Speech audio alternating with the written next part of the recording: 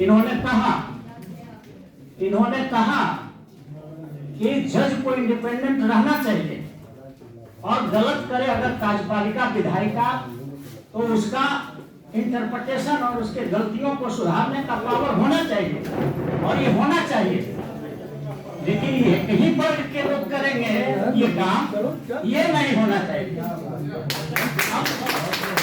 भारत के संविधान का अगर आप गहन अध्ययन करेंगे तो 5 वर्गों में बांटा गया भारत के संविधान में देश के नागरिकों को। सबसे जो गरीबतम तबका है उसको शेड्यूल ट्राइब कहा गया है, उससे जो थोड़ा अच्छा स्थिति में है उसको शेड्यूल कास्ट कहा गया है, उससे जो थोड़ा अच्छा स्थिति में है अत्यंत पिछड़ा वर्ग है, उससे जो थोड़ा अच्छा स्थिति में है अन्य पिछड़ा वर्ग है, और उससे भी थोड़ा अच्छा स्थिति में है वो माइनॉरिटी है, और एक क्लास है जो जनरल क्लास है, सामान्य वर्ग के लोग हैं, इनको कहा जाता है। तो ये जो 6 क्लास है तो ये ठेकेदारी एक ही क्लास को दिया गया है सब काम करने के लिए सुप्रीम कोर्ट और हाई कोर्ट में, ये गलत है। और इसलिए आज का जो विषय है डाइवर्सिटी, हम लोग बचपन में पढ़ते थे कि भारत में तो विविधता में भी एकता है, यूनिटी इन डाइवर्सिटी, समझ में नहीं आता था उस समय बच्चे थे।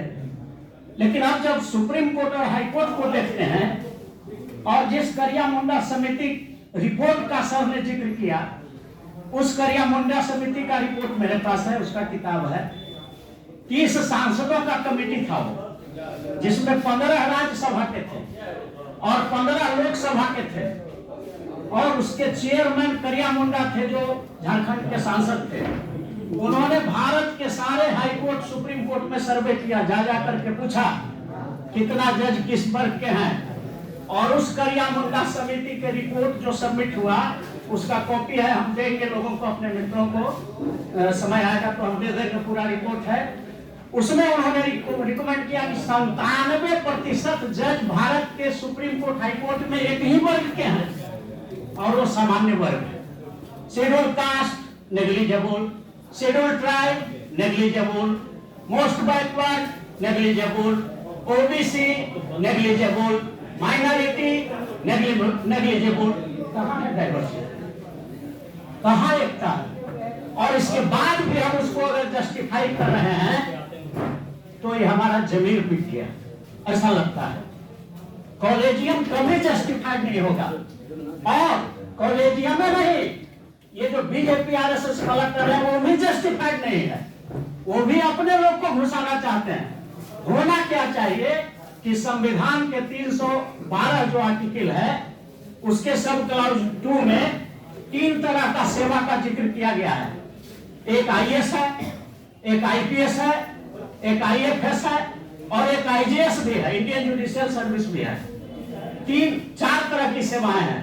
तो 3 का आप कंपटीशन से कराते हो, यूपीएससी से कराते हो, आईएएस का, आईपीएस का, आईएफएस का, और एक आईजीएस का जो है तुम बैक डोइंग से कराते हो, पिक एंड चूज पर होता है। इसलिए ये गलत है, लेकिन वो जो बनाने जा रहे हैं वो भी सही नहीं है, वो सिर्फ संख्या बढ़ा रहे हैं। कॉलेजियम में अभी 5 जज होते हैं और हाईकोर्ट में 3 होते हैं, सुप्रीम कोर्ट में 5 होते हैं। तो वो करेंगे क्या कि 2-4 वो अपना आदमी को भी उसमें बैठा देंगे, इससे कुछ बड़ा परिवर्तन नहीं होने वाला है। होना क्या चाहिए कि संविधान के आर्टिकल 312 का जो क्लाउज 2 है जिसमें ऑल इंडिया जुडिशियल सर्विस का जिक्र किया गया है, उसका कैडर कौन होगा उसमें डिक्लेयर करना चाहिए, अमेंडमेंट करना चाहिए कॉन्स्टिट्यूशन में कि ऑल इंडिया जुडिशियल सर्विस का कैडर हाई कोर्ट और सुप्रीम कोर्ट का जज होगा। और जो ही खाली हो, वैकेंट हो सीट पूरे देश के हाई कोर्ट और सुप्रीम कोर्ट में, तो एक एडवर्टीजमेंट निकलना चाहिए, और एडवर्टीजमेंट में देश के जितने भी लॉयर जो 10 बरस हाई कोर्ट में प्रैक्टिस किए हैं उन सबको अपॉर्चुनिटी देना चाहिए कि सब लोग फॉर्म भरो, मेरिट का हो जाए।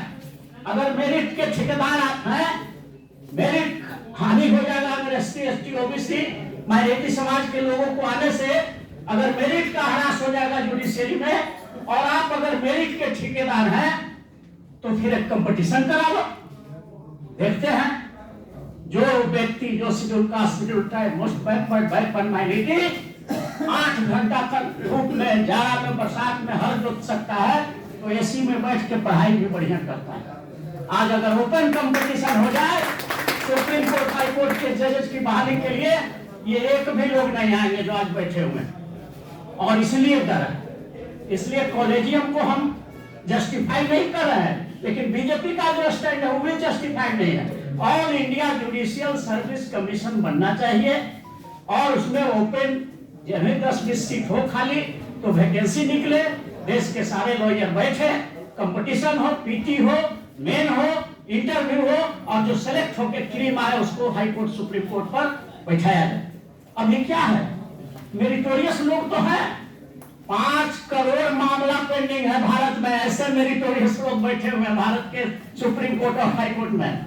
हास्यास्पद हो जाता है जब हम कहते हैं कि हमारे मेरिट वाले लोग बैठे हुए हैं, तो हास्यास्पद हो जाता है कि तो ये मेरिट वाले लोग 5 करोड़ कैसे पेंडिंग करा दिया देश में के।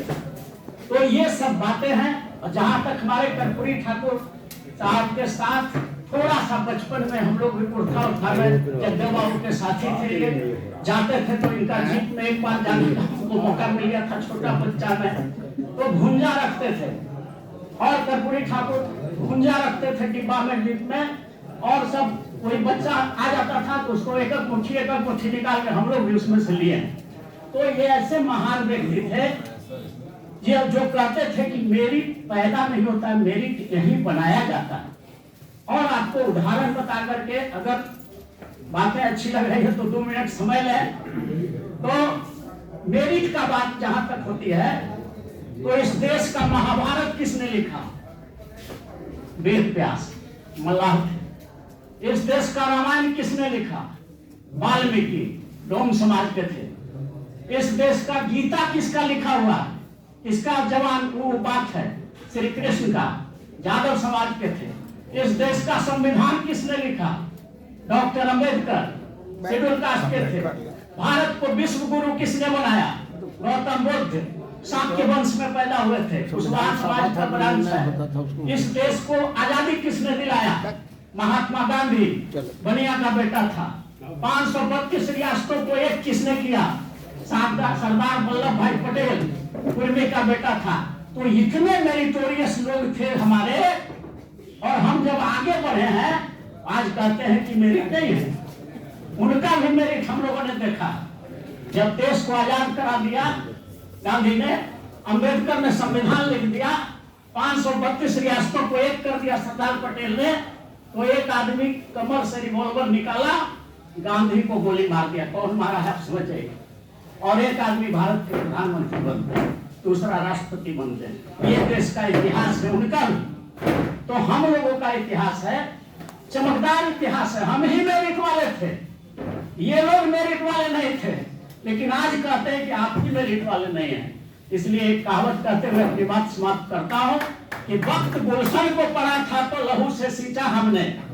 वक्त गुलशन को पढ़ा तो लहू से सींचा हमने, और आज जब बाहर आई है तो कहते हो तेरा काम नहीं, ये चलने वाला अब नहीं है।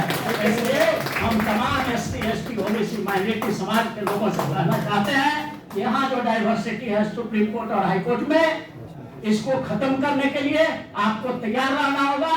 दुश्मन इतना शातिर है कि वो जमीन छीन लेगा, गगन छीन लेगा, जमीन छीन लेगा, गगन छीन लेगा। SC, ST, OBC माइनॉरिटी के लोगों, तुम सोए रहे तो वो अर्थी से तेरा कफन छीन लेगा, कफन छीन लेगा। इसको जागते रहना है। बहुत बहुत धन्यवाद।